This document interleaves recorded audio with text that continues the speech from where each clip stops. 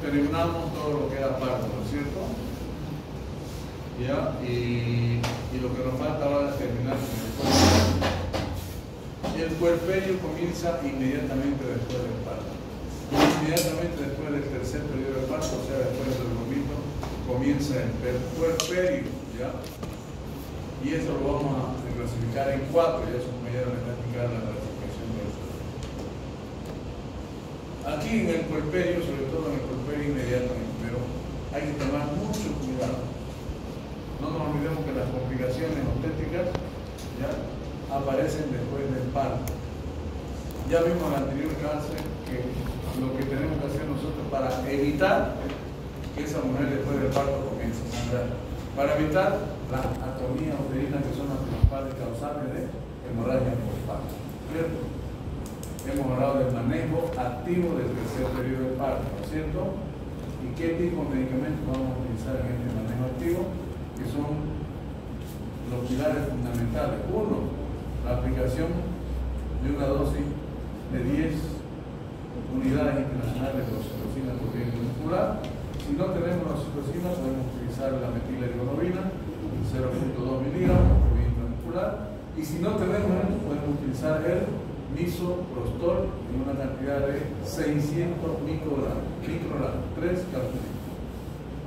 El segundo es el corte oportuno o tardío del cordón umbilical. Esto lo vamos a realizar ya una vez de 1 a 3 minutos o una vez cesen los latidos musculares del cordón umbilical. Recién nosotros pinzamos y cortamos el cordón umbilical. Tercero, la tracción controlada del cordón umbilical. Esta tracción controlada del cordón umbilical la vamos a hacer siempre cuando la paciente esté con una contracción uterina. Porque si lo hacemos cuando el útero está relajado, podemos provocar una inversión uterina. Si no sale en la primera tracción controlada, esperamos hasta que vuelva una nueva contracción y nuevamente volvemos a repetir la tracción y inmediatamente va a salir esa tracción. Y cuarto, los masajes uterinos, que tenemos que hacer después de que ha salido la placenta, y no nos olvidemos de la revisión de la torta placentaria, tanto por su cara materna como por su cara fetal.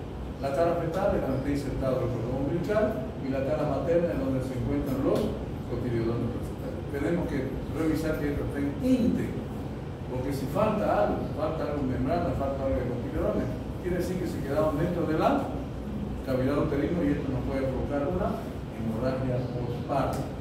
Y peor aún, nos puede provocar proceso infeccioso después de las 24 horas de cumplido.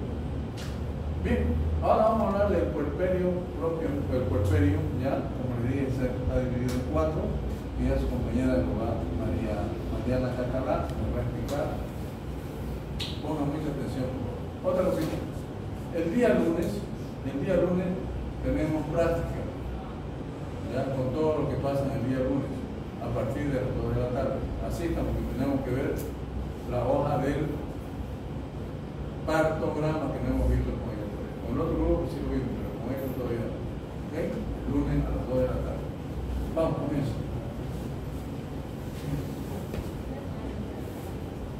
Ya. Ya. La definición del puerperio es el periodo que abarca desde la expulsión de la placenta de las membranas, el alumbramiento, hasta que los órganos reproductores regresan a su estado pregestacional. Durante esta fase se producen transformaciones progresivas de orden anatómico y funcional. Regresan paulatinamente todas las modificaciones gravídicas por un proceso de involución hasta casi restituirla a su estado previo del embarazo transcurrido. Solo la glándula mamaria hace excepción al expresado, puesto de que alcanza gran desarrollo durante la lactancia. O sea, todo vuelve a la normalidad, excepto las mamas. ¿Por qué? Por la lactancia materna, ¿no es cierto? La mujer que amamanta siempre tiene la tendencia a que las mamas aumenten de tamaño. El puerperio se divide en 4 partes, que es el inmediato, el mediato, el alejado y el tardío. El inmediato abarca las primeras 24 horas, que son las que transcurren generalmente durante la internación. El mediato abarca desde las 24 horas hasta los primeros 10 días después del parto. El alejado se extiende desde el día 11 hasta los 42 días, que es la fecha considerada clásicamente como la finalización del puerperio. Y el puerperio tardío, que corresponde al periodo que comienza al finalizar el puerperio alejado, o sea, después de los 42 días del parto, y se aproximadamente hasta los 364 días. La atención del puerperio requiere determinar el periodo en que se transcurre la puérpera, examinar, evaluar las transformaciones progresivas del orden anatómico y funcional que hacen regresar las modificaciones gravídicas, también evaluar el desarrollo de la glándula mamaria, el inicio y mantenimiento de la lactancia, y evaluar la normalidad puerperal o la existencia de patologías que complican el puerperio, siendo las infecciones o las hemorragias las más frecuentes. Ahora, histológicamente se observa la regresión del músculo uterino. El miometrio involuciona por un doble proceso inverso al que se produjo en el embarazo. Las fibras musculares hipertrofiadas vuelven a su tamaño normal y desaparecen también en ellas los fenómenos de maduración gravídica. El cuello uterino dilatado, flácido y congestivo el primer día recupera su consistencia por desaparición del edema y alcanza una longitud casi normal al tercer día. Los genitales externos retoman su aspecto normal por rapidez, las varices vulvares se borran y casi desaparecen, la vagina recupera su tonicidad, su capacidad disminuye y los músculos elevadores recobran su resistencia. Y las modificaciones generales, que son como las pigmentaciones de la cara, los senos y abdomen, se van aclarando lentamente. La hipertricosis gravídica desaparece, no solo cae el vello de las regiones en que aparece normalmente, sino que se experimenta el mismo proceso en forma parcial en las regiones pilosas, como en la cabeza o en el monte de Venus. Después del parto, también la caída de los estrógenos es rápida, desde el cuarto día la concentración es muy baja, las hormonas hipoficiarias, la cantidad de gonadotrofina, folículo estimulante, es mayor en la mujer que lacta que en la que no lo hace, y los niveles de prolactina disminuyen paulatinamente después del parto, aún en la mujer que está amamantando. La atención del puerperio normal. La evaluación del puerperio en las primeras 24 horas. Luego de la evacuación del útero, la mujer experimenta una sensación de alivio y bienestar. En ocasiones pueden sobrevenir algunas molestias como la sensación de quemadura a nivel de la vulva, aún en ausencia de toda lesión. También puede tener dolor en la cara interna de los muslos debido a la fatiga muscular cuando el periodo expulsivo ha sido largo, pero el fenómeno molesto más llamativo que puede producirse es el escalofrío. En este caso, la puérpera se pone pálida y es atacada bruscamente por un temblor generalizado con castañeo de dientes. La vigilancia en las primeras 2 horas del puerperio inmediato. Durante estas horas la madre está con más riesgo de producir hemorragia y shock. Además de vigilarse el estado general de la madre, también se debe prestar atención a la posible hemorragia causada por atonía uterina, por retención de restos placentarios o por desgarros cervicouterinos y vaginales altos. En el recién nacido normal se estimulará para la puesta precoz al pecho y se controlará la hemostasia del muñón del cordón umbilical. La vigilancia durante las primeras 24 horas del puerperio inmediato. El puerperio inmediato normal, la fasis es tranquila y normalmente se halla aliviada al igual que los labios y la conjuntiva. El estado general debe ser perfecto. La temperatura deberá estar dentro de los límites normales, el pulso normal, regular, así como también la tensión arterial. Mantiene los patrones que la mujer tenía previamente, la temperatura rectal es normal, permanece alrededor de los 37 grados, pero puede elevarse por cualquier causa mínima. La pérdida de peso es de 4 a 6 kilos y las paredes abdominales están particularmente flácidas.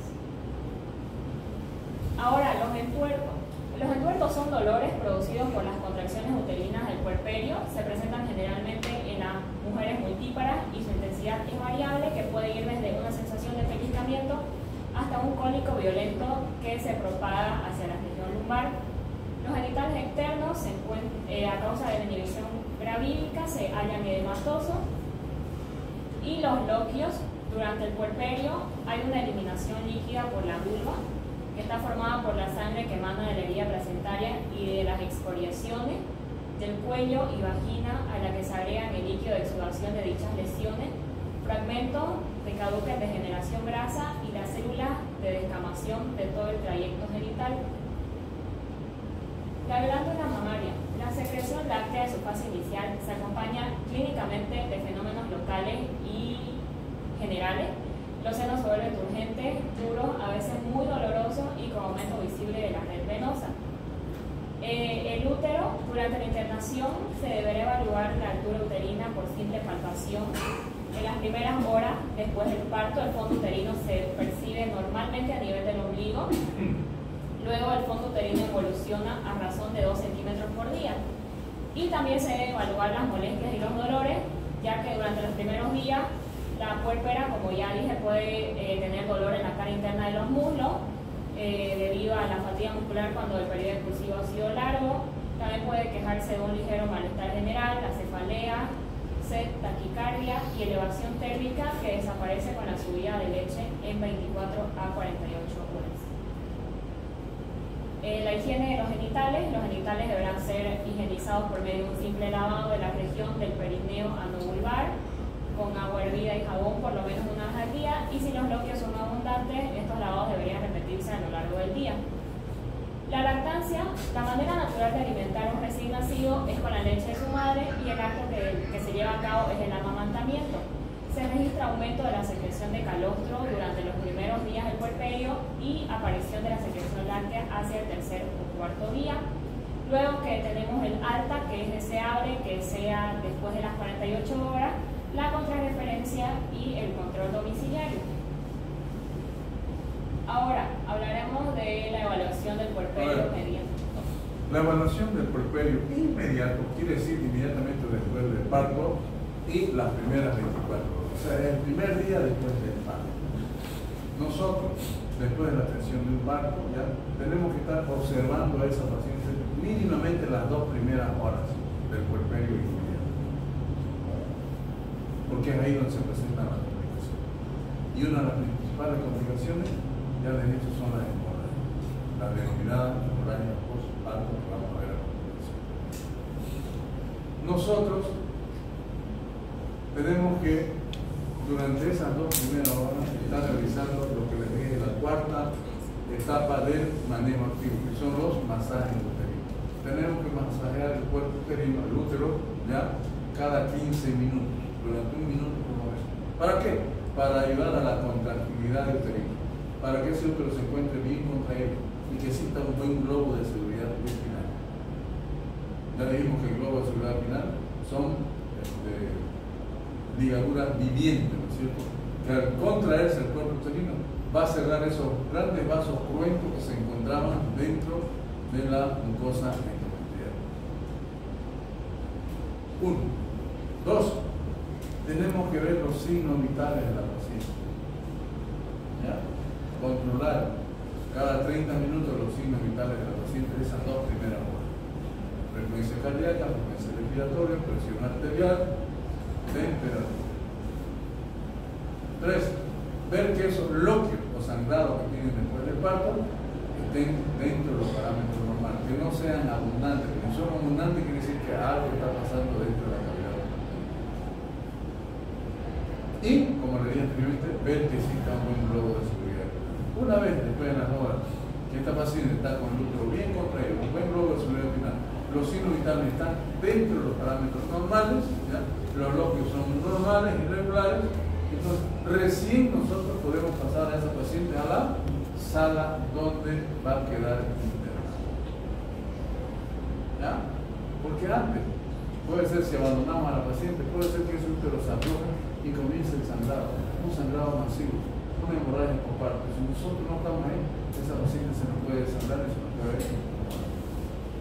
Hay que tener mucho cuidado en el puerperio inmediato, que es que nosotros tenemos que estar ahí a la cabecera de la paciente las 2 primeras horas, y decir, pasarla a su paciente.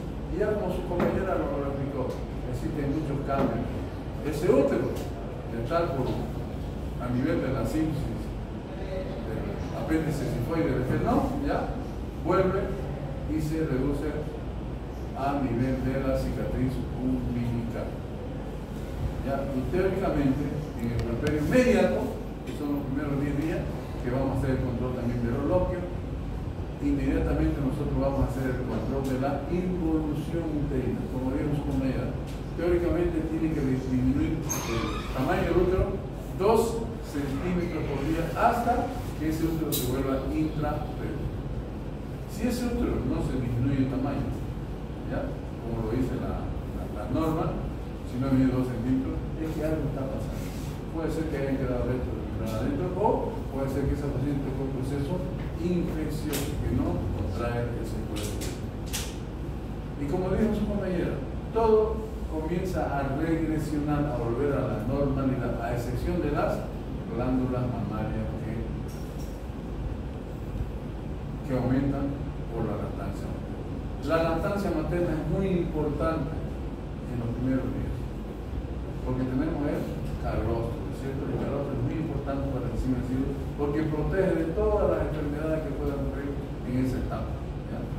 Y es por eso que es aconsejable la lactancia materna mínimamente 6 meses, y lo ideal es que sea 1 año por lo menos, pero sabemos que son raras las mamás que dan de lactar durante 1 año a sus recién nacidos. 2 o 3 meses ya comienzan a despertarlo y ahí son esos problemas que tienen los niños después cuando van creciendo poco a poco. La lactancia materna exclusiva los primeros días es muy importante. Ya le dije, el calostro, la madre lo tiene entre los 3 o 4 primeros días. Después ya aparece y ya tenemos la leche materna sola. Esos son los cambios que ocurren en el puerperio inmediato, que son las primeras 24 horas, que es donde más tenemos que controlar y vigilar a esa paciente que ha tenido su lesión. Sí.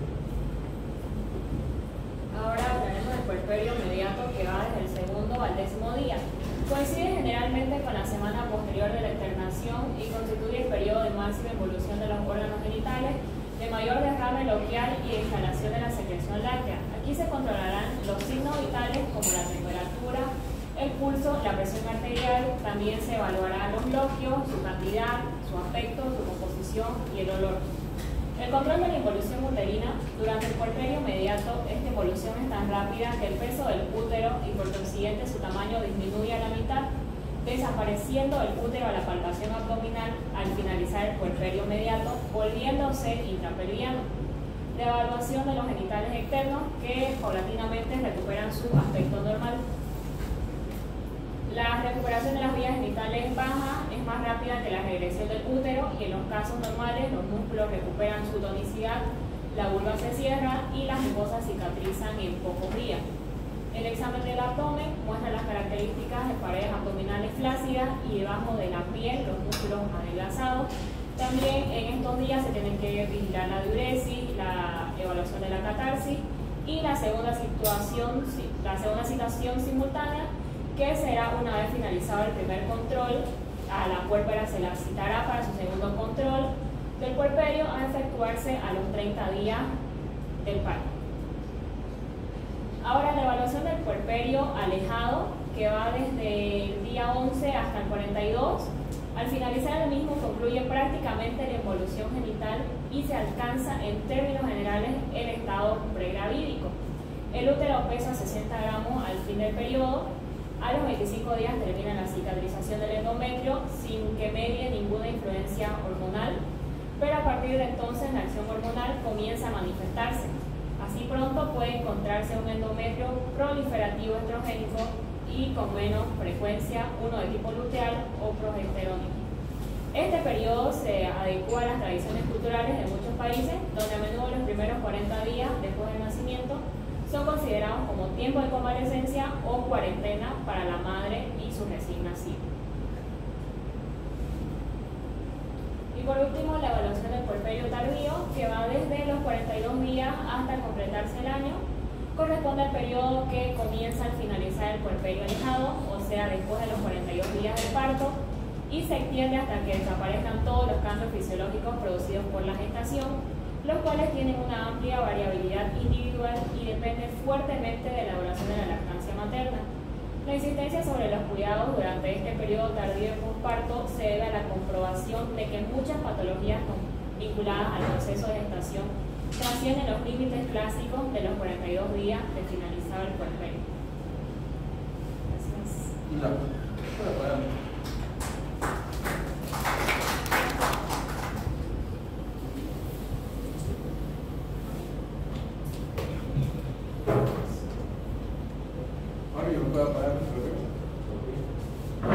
Eso ya no puso el control, hay que solo manualmente ahora. No da control. Nada. Bueno. Bien, ya escucharon a su compañera la importancia del puerperio, ¿no es cierto? Sobre todo el puerperio inmediato. El puerperio inmediato, o propiamente dicho también que se llama, que va desde la 24 del primer día hasta el día 10, ¿ya? Ahí nosotros tenemos que controlar la involución uterina, lo lógico. Generalmente, la paciente después de las 48 horas de internación, después del parto, le damos medicamento. Pero siempre con la recomendación, siempre recomendamos a la paciente que cuando sienta algún problema, vuelva a la infección. Uno, no nos olvidemos que las infecciones recién comienzan a aparecer a partir del día 3 o el día 4, cuando ya la paciente está en su casa, están de alta. Por eso nosotros recomendamos. Si usted comienza con fiebre, con un sangrado abundante o con salida de una secreción purulenta, inmediatamente se nos pide para que nosotros veamos qué está sucediendo. Y después ya le hacemos su control puerperal rutinario. Como dice su compañero, lo hacemos al día 30. Nosotros siempre citamos a la paciente a la semana después del parto, pero a veces no hay algún tipo de complicación.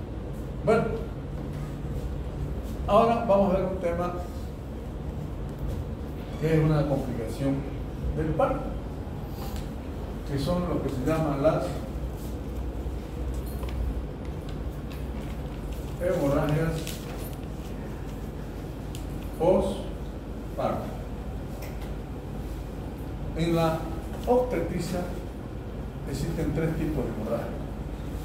La hemorragia de la primera mitad del embarazo, que ya primera mitad del embarazo, o sea, hasta las 20 semanas de gestación, que son el aborto, el embarazo ectópico y la mola iratiforme. Esas son las que nos puede dar una hemorragia en la primera mitad del embarazo.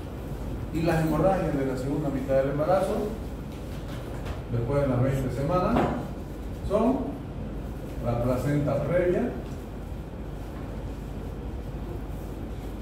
el desprendimiento prematuro de una placenta normalmente insertada, de PNI, y la rotura uterina.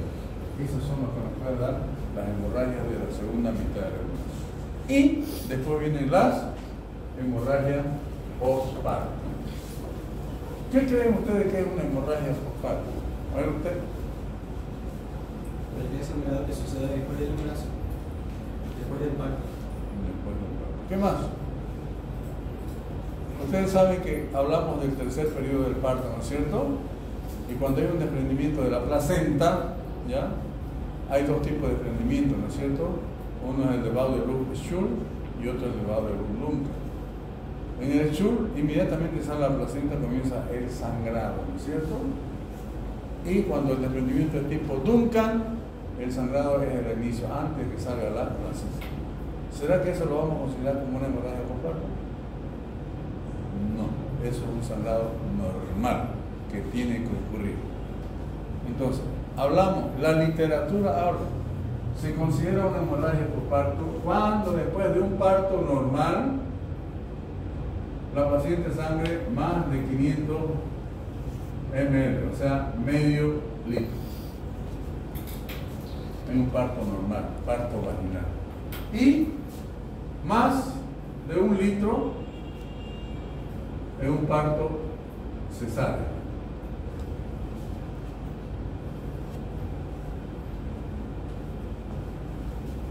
Pero nosotros podemos evaluar la cantidad de sangre que pierde una paciente. ¿Qué opinan ustedes? Podríamos estar cuantificando toda la sangre que se derrame con gasas, dolor, con compreso. Se puede, pero eso lleva. Aquí hay una cosa. Una paciente que entra a un parto normal con 7 gramos de hemoglobina y sangra más de 500 ml en un parto, esa paciente se nos va a complicar. En cambio, una paciente que llega al momento del parto con 12 o 13 gramos de hemoglobina, si sangra esos 500 gramos, probablemente no pase absolutamente nada. inclusive hasta que salga sangre, 1 litro de sangre en el parto, ya sea parto vaginal o un parto cesárea. Entonces, vamos a decir que la hemorragia por parto es todo sangrado que cause inestabilidad hemodinámica. ¿Y cómo sabemos nosotros que una paciente está inestable? Va a haber hipotensión. Cuando la presión arterial sistólica esté por debajo de 100 milímetros de mercurio. 2. Va a haber taquicardia. Cuando la frecuencia cardíaca esté por arriba de 100 latidos por minuto. Va a haber taquipnea. La frecuencia respiratoria está aumentada. Lo normal es de 12 a 16. La frecuencia de respiración puede estar por arriba de 20 respiraciones por minuto.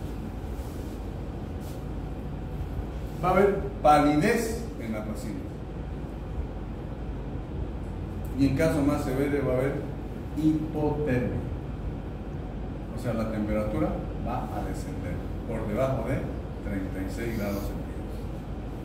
Si nosotros nos encontramos con una paciente con estas características, la vamos a denominar como una hemorragia por parto. Pero ténganlo bien esto. La hemorragia por parto es todo sangrado que causa inestabilidad hemodinámica en la paciente. Causa hipotensión, causa taquicardia, causa taquipnea, causa palidez y causa hipotermia. ¿Está claro? Bueno, ese es el concepto de hemorragia por parto. Entonces, ¿qué les dije yo? Que tenemos que tomar en cuenta inmediatamente después del alumbramiento. ¿Qué tiene que pasar? ¿Qué tenemos que observar? Los cotiledores. ¿Ah? Ya hemos visto a la paciente. El ¿Qué examen tenemos físico. que tener en la paciente? ¿Ah? Examen físico de la placenta. Ya, ¿y qué vamos a ver en esa paciente? Vamos a ver para que ese útero se encuentre bien contraído, ¿no es cierto? Que haya un buen globo de seguridad espinal. Por eso nosotros nos vamos a parar 2 horas con la paciente para controlarla. Entonces vamos a ver que ese útero esté bien contraído, los signos vitales estén bien estables, los lóbulos sean dentro de los parámetros normales, ¿ya? Y exista un buen globo de seguridad espinal. Pero ¿qué pasa? Si inmediatamente después del alumbramiento, inmediatamente después de que sale la placenta, esa paciente comienza a sangrar abundantemente? Y nosotros verificamos que dentro de cuando hicimos la revisión de la corta placentaria, vimos que todas las membranas y todos los cotiledones estaban íntegros. Pero vemos que la paciente está sangrando. Inmediatamente que veamos una hemorragia por parto, nosotros tenemos que pedir ayuda. Porque generalmente está el médico y está la enfermera, no hay más. Hay que llamar a otro colega para que vea los signos vitales, vea el ABC de la paciente, una licenciada para que nos canalice una buena vena para colocar medicamento, y usted, el que realizó la atención del parto, tiene que primeramente ver la causa de la hemorragia. ¿Por qué esa paciente está sangrando? Mientras los otros ven la respiración, colocan oxígeno, mientras la enfermera coloca su bránula, coloca una bránula 16 o 18, coloca un suero, si es que no lo tiene, nosotros tenemos que ver la causal de la hemorragia. Siempre haciendo masajitos, porque la primera causal de hemorragia por parto son las atonías uterinas. Entonces, primero tenemos que verificar nosotros cuál es la causa. Si el útero se encuentra relajado, blando, por encima de la cicatriz umbilical, entonces vamos a estar con que esa paciente está con una hemorragia por parto por atonía uterina. Y para esto vamos a hacer la clasificación de las 4T. ¿Ya? las 4 T. La primera T es de tono. Cuando existe una hipotonía uterina, una atonía uterina. Atonía uterina. Que es el 70% de las hemorragias postparto. La causal del 70% de las hemorragias postparto son las atonías uterinas. Entonces nosotros tenemos que ver que ese útero, ya, si está relajado y está sangrando, no contrae, entonces nuestro diagnóstico va a ser atonía uterina. Pero ¿qué pasa si el útero está bien contraído? Hay un buen globo de seguridad espinal, pero la paciente está sangrando. ¿Por qué sangra si el útero está contraído? Entonces nos vamos a ir a la segunda T. La T de trauma. Si el útero está contraído y continúa el sangrado, nosotros tenemos inmediatamente que hacer una revisión instrumental de esa paciente. Como la paciente está en una mesa ginecológica, vamos a agarrar unas válvulas de Doyen que se llaman y vamos a observar cómo se encuentra ese canal vaginal y cómo se encuentra ese cuello uterino. Generalmente, ya cuando hay un trauma en el parto, por eso le dije que en la atención del parto el médico es muy importante para la protección del periné y para que ese desprendimiento no sea muy brusco, porque si es un brusco puede provocar desgarro del canal vaginal, puede provocar desgarro del cuello uterino. Entonces, revisamos y si vemos que hay lesión del cuello uterino, puede ser que se desgarre el cuello uterino y está provocando sangrado. O puede ser que haya habido desgarro del canal vaginal, grandes desgarros que están provocando ese sangrado. Entonces, la T de trauma, cuando hay desgarros del canal vaginal o cuello uterino, que es el 20% de las causantes de hemorragia postparto. En tercer lugar tenemos la T de tejidos. ¿Qué significa? Cuando se refiere restos de la placenta. Se recuerda que primero, una vez que sale la placenta, vamos a comenzar a hacer masaje. Mientras el operador, el que ha atendido el parto, revisa la torta placentaria para ver si las membranas se encuentran íntegras y también los cotiledones placentarios. Si faltan cotiledones, si faltan membranas, quiere decir que se quedaron dentro de la cavidad uterina y eso nos va a provocar un sangrado. Y esta hemorragia postparto es el 9 restos de membranas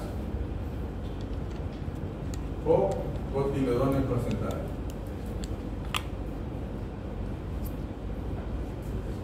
Este es el 9%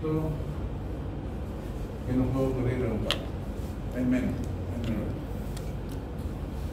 Y por último, tenemos la T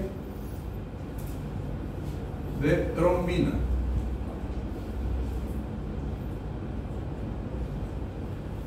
¿Qué quiere decir la T de trombina? En este caso es cuando existe alguna enfermedad preexistente, cuando existe alguna enfermedad hematológica, una enfermedad de von Willebrand que trae trastornos en la coagulación, o una paciente que ha sangrado demasiado y ya la sangre no coagula. Estas pacientes son las más peligrosas. Estas pacientes son las que se nos pueden morir. O sea, la T de trombina cuando existen trastornos de la coagulación. Entonces, estas son las 4 causales de hemorragia postparto. La atonía uterina, que es la principal, las lesiones del canal cérvico-vaginal, la T de trauma, la T de tejido, que es cuando se quedan restos de membranas o cotiledones dentro de la cavidad uterina, y por último la T de trombina, cuando existen trastornos de la coagulación. Y eso es lo primero que tenemos nosotros que mientras la enfermera está colocando una vía, mientras el colega está en la cabeza viendo las vías aéreas, viendo el ABC, ¿ya? Viendo la respiración, la circulación, todas esas cosas, nosotros ya tenemos que hacer el diagnóstico de cuál es la causa de la hemorragia y actuar, porque no podemos permitir que esa paciente sangre mucho, porque después va a venir una acidosis metabólica, va a venir una trastorno de la coagulación, va a venir una hipotermia, lo que se conoce como la triada de la muerte. ¿Qué significa eso?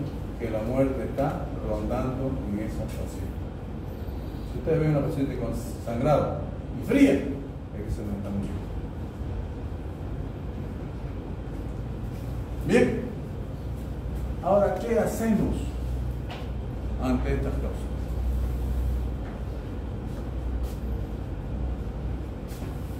Si estamos ante una atonía uterina, aún después de haber utilizado el manejo activo del tercer periodo del parto, ¿qué hacemos?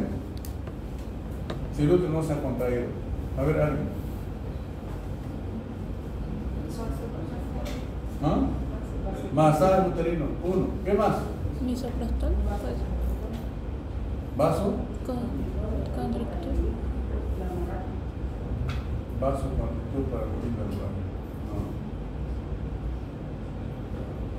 A ver. ¿No se le da misoprostol? ¿Qué? Misoprostol.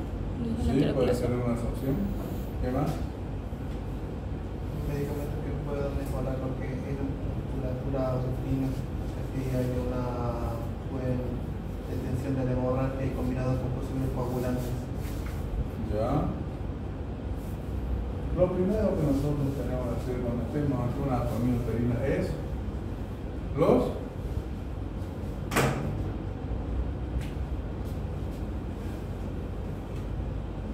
masajes uterinos. Porque en eso la enfermera va a estar colocando una vía, ¿no es cierto? De preferencia una bránula 16 o 18, no una bránula 21 o 22, porque ahí no sirve para nada eso. Luego, nosotros vamos a colocar en esa paciente un suero de 1000, un Ringer lactato, y en ese suero vamos a colocar 60 unidades de oxitocina, entre 40 y 60 unidades. 40 unidades internacionales de oxitocina en el suelo. Y comenzamos largando a 60 gotas por minuto. Colocamos el suero, la oxitocina, largamos a 60 gotas y seguimos ayudando con los masajes uterinos. Generalmente con esto solucionamos el dolor. Una vez que ese útero ha contraído y se ha acabado el suero, nuevamente colocamos otros 1000 ml, ¿ya? Pero ya no con 40, sino con 20 unidades internacionales y largamos a 30 gotas por minuto, con una dosis de mantenimiento para que ese útero no se nos relaje. Ahora, usted dice, doctor, pero no tenemos oxitocina. ¿Se recuerdan para el manejo activo? Si no teníamos oxitocina, utilizamos la metilhidroglobina, ¿no es cierto? Ya podemos utilizar la metilhidroglobina, que es el ergotrate de 0.2 miligramos por vía intramuscular. Cada 25 minutos podemos colocar un inyección para la contractilidad de ese cuerpo uterino y siempre ayudando con los masajes uterinos.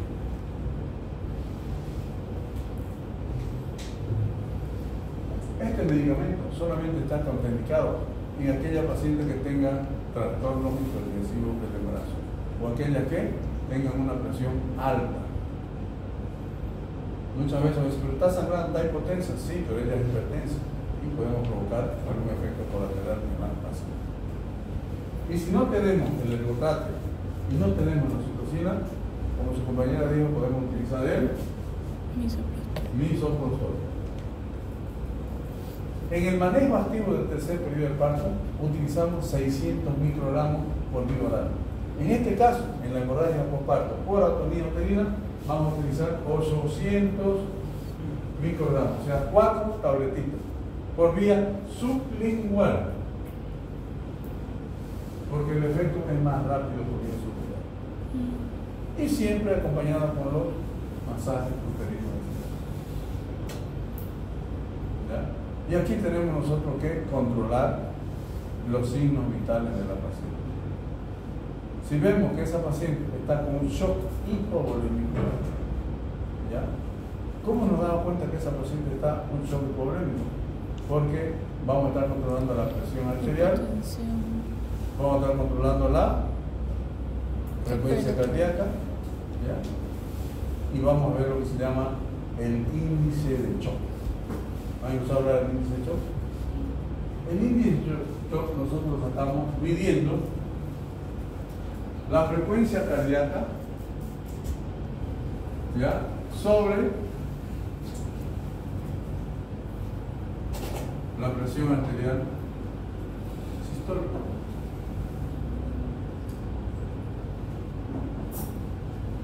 Por ejemplo, ¿cuánto es la frecuencia cardíaca normal? ¿De 1 a 2? De 69 a No, 100. de una paciente adulta. 69 a 100. 60, 80, a 100. Póngale 70. ¿Cuánto es la presión arterial normal, la sistólica? 120, 128. 120. Divídame 70 entre 120. ¿Cuánto le da? Le va a dar 0.58. ¿cuánto? 58. 58. ¿Esto es normal? Es normal eso. Pero ¿qué pasa si esa paciente, en vez de tener 70 de pulmón, tiene 120 de frecuencia cardíaca y tiene 80 de presión arterial sistólica? ¿Cuánto nos da eso? 1.5. 1.5. El índice de shock es de 1.5. O sea, es una paciente que se está choqueando, se nos está muriendo. El índice de shock normal es entre 0.5 y 0.9. Cuando está arriba de 9, 0.9, cuando ya es 1, quiere decir que la paciente se nos está comenzando a choquear. Y ahí tenemos, ¿qué tenemos que hacer? Pedir ayuda. Ya debemos haber llamado al banco de sangre, a la unidad transfusional.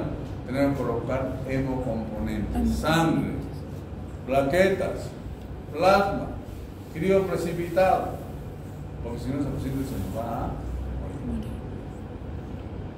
Por eso necesitamos pedir ayuda para hacer este tipo de cosas. Bueno, estamos en la atonía uterina. Con esto generalmente nosotros resolvemos. Pero si no podemos resolver, vemos que los medicamentos no están dando resultados, nosotros podemos colocar un balón introstático. Se llama el balón de Bakri, ¿ya? Es un balón que se introduce dentro, esta es la cavidad uterina, se introduce dentro del cuerpo uterino, el balón, y se lo insufla con líquidos. Es como un globito que lo vamos a insuflar, ya le ponemos entre 300 y 500 ml de solución fisiológica a ese globo. ¿Y qué va a hacer ese globo? Va a apretar las paredes del endometrio y el sangrado va a parar. Puede ser que con eso solucionemos el problema, pero ya nos va a dar tiempo para transferir a esa paciente a un centro que tenga mejores condiciones, que tenga una unidad transfusional, que tenga una terapia intensiva, que tenga un equipo clínico, que muchas veces no lo podemos tener en un lugar donde se realizan los partos. Por eso les digo, lo ideal, la atención del parto, tiene que ser un centro mínimo de segundo nivel, que tenga la capacidad resolutiva. Sí, dígame. ¿Y la embolización también se hace? Está en la literatura, pero nadie la hace, porque no tenemos los aparatos necesarios ni el personal capacitado para eso. Bien, con esta balón de Bakri nosotros podemos transferir a un hospital de segundo o de tercer nivel, de preferencia un tercer nivel. ¿Qué hacemos allá? En el tercer nivel comenzamos a sacar el líquido de a poco y viendo si hay sangrado o no.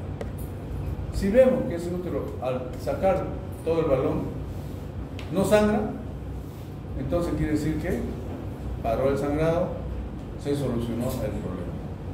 Pero si al sacar un poco el balón de Bacri comienza el sangrado, inmediatamente insuflamos nosotros. ¿Y qué hacemos? Tenemos que irnos a un quirófano para hacerle una cirugía a esa paciente. ¿Ya? Tenemos variedad de suturas compresivas que podemos hacer dentro del quirófano. Y si esas suturas compresivas, las suturas compresivas son para que el útero quede bien contraído, si no nos da resultado con eso, la otra solución es la histerectomía. ¿Qué quiere decir? Le sacamos el útero a esa mujer y esa mujer no se embaraza nunca. Eso en caso de la atomía. 2. La T de trauma. El útero está bien contraído, pero está sangrando la paciente. Entonces nosotros ponemos a la paciente en posición ginecológica, colocamos unas válvulas de siempre con un ayudante, válvula de Oyen, limpiamos bien y vemos dónde está el desgarro. Puede ser a nivel de cuello, como puede ser a nivel del canal vaginal.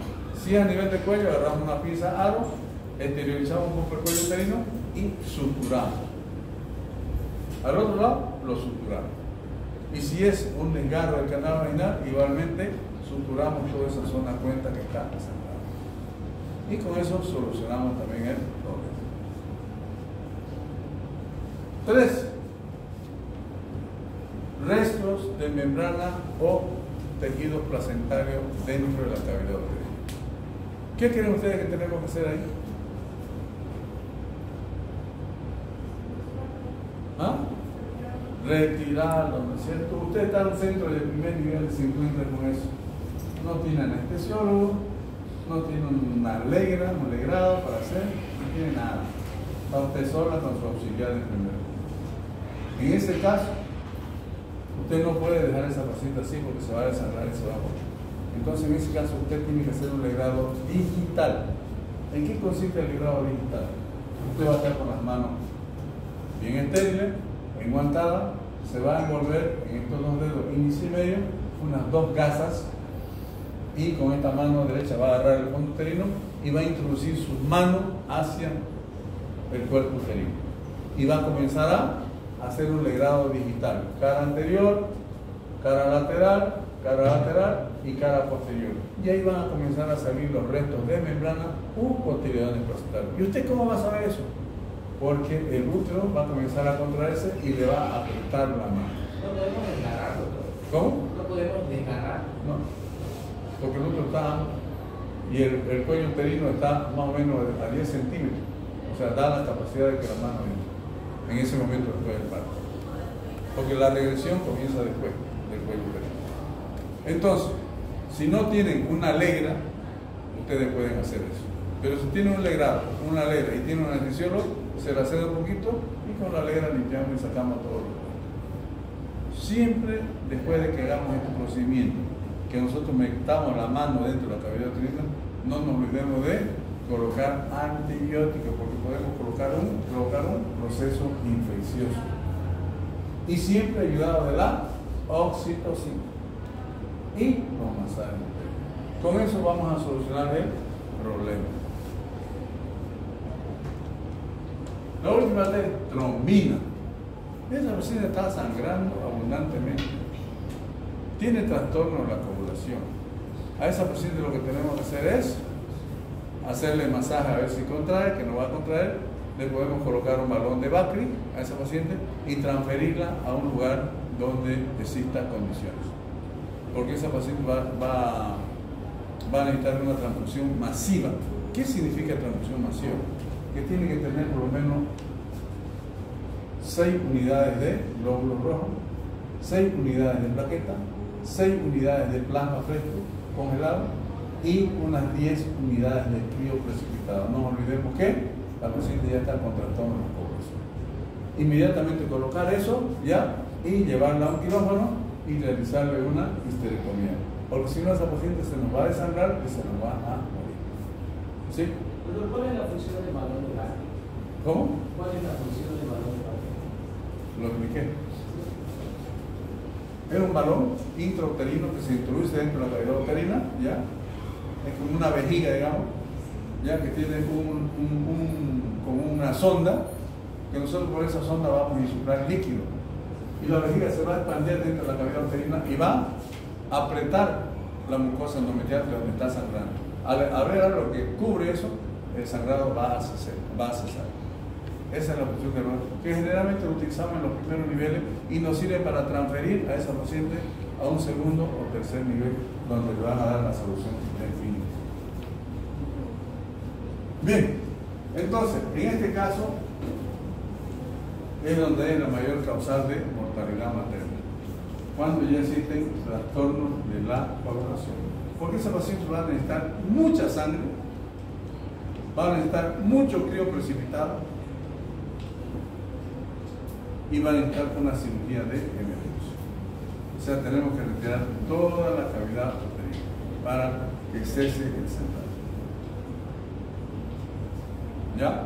Entonces, esto es más o menos todo lo relacionado con hemorragia postparto. Como le dije anteriormente, la primera causal de hemorragia postparto son las atonías uterinas y nosotros como médicos generales tenemos que saber tratar una atonía uterina. Si vemos que ese útero después del parto está flácido, mole, podríamos decir, blando, por encima de la cicatriz umbilical, estamos con una uterina uterina. ¿Qué tenemos que hacer? Masaje uterino. ¿Qué hacemos después? Colocar un suero con 40 unidades de oxitocina a 60 gotas por minuto. Una vez que termine ese, colocamos otro suero de 1000, pero ya no con 40, con 20. No tenemos eso, podemos utilizar la metilhidronovina, o si no, podemos utilizar el misoprostol. Pero algo tenemos que hacer. Ya le dije en cierta casa que antes decían las mujeres se murió de parto. Las mujeres no se mueren de parto, se mueren por hemorragia postparto. Y no hay quien la socorra a esto. Es muy importante el control de la paciente puérpera. Ya ha pasado aquí en centros de clínica, en centros hospitalarios. Va a pasar y va a seguir pasando. El médico y la enfermera atienden el parto, terminó el parto, bien, gracias, se acabó. Pelamos. Nos vamos a nuestro cuarto, citamos de turno, nos vamos a atender a otro paciente y nos olvidamos muchas veces de esa paciente. Nos olvidamos de ese puerperio inmediato donde hay que hacer el mayor control de la paciente. Tanto con el sangrado, tanto la contracción del cuerpo uterino, tanto con los signos vitales de la paciente.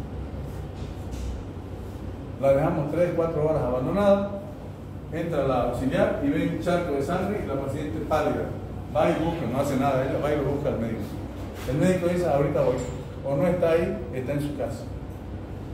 Cuando van, la paciente ya está ovitada. ¿Por qué ovitó? Por hemorragia. ¿Por qué? Por no tener los cuidados necesarios. El parto, se dice parto normal, pero cuando el parto normal se complica, es grave. Y si nosotros no estamos presentes para solucionar el problema, esa paciente no puede morir. El índice de mortalidad materna en el mundo es por hemorragia postparto. ¿Dónde se mueren las pacientes?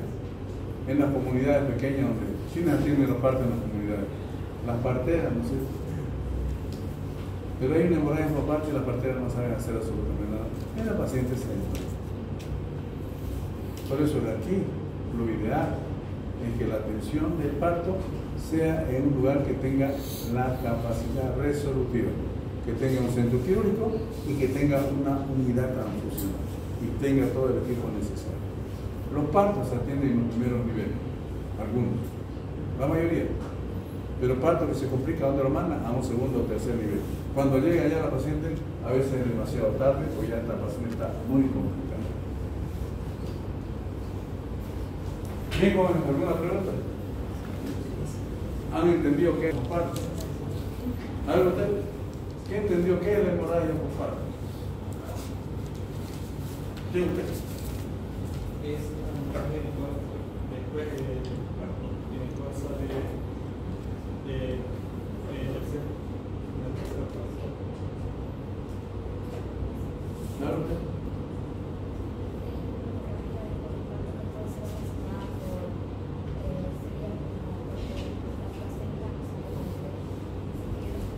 A ver, ¿quién entendió cuál es el concepto de hemorragia por parto? A ver, usted. Es la hemorragia que ocurre después del parto, pero no es fisiológica y tiene que ser mayor a 500 ml. Todo sangrado mayor a 500 ml en un parto normal o todo sangrado mayor a 1000 ml en un parto cesárea se lo conceptúa como una hemorragia por parto. Pero nosotros no sabemos la cantidad que la paciente ha sangrado.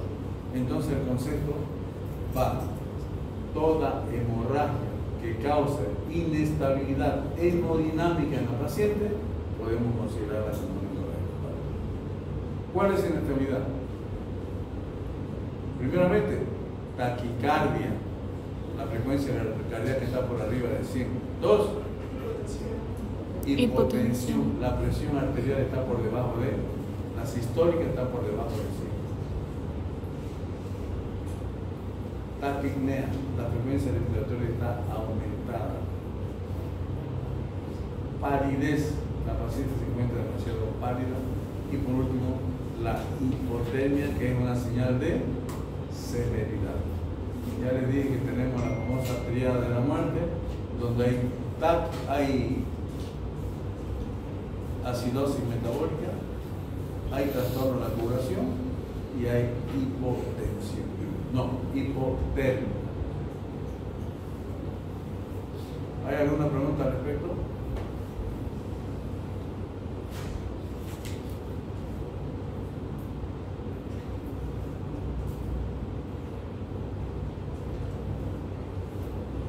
Jóvenes, ¿para cuándo está programado el examen? ¿Para cuándo vivimos?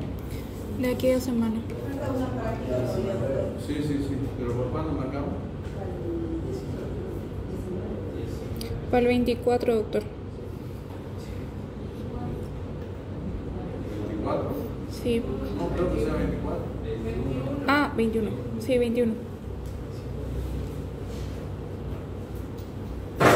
Ya, el próximo miércoles vamos a hacer un repaso de todo lo que es parto, todas esas cosas. Lean, lo que voy a preguntar a ustedes tienen que leer. ¿Ya? Todo lo que hemos visto hasta aquí. El próximo miércoles. ¿Ya? Después nuestro próximo tema, después del examen, va a ser el control prenatal. Ya voy a indicar quién es el que van a exponer. El día lunes, por favor, no fallen. ¿Ya? Mañana no tenemos práctica, porque ya les expliqué que yo estoy en un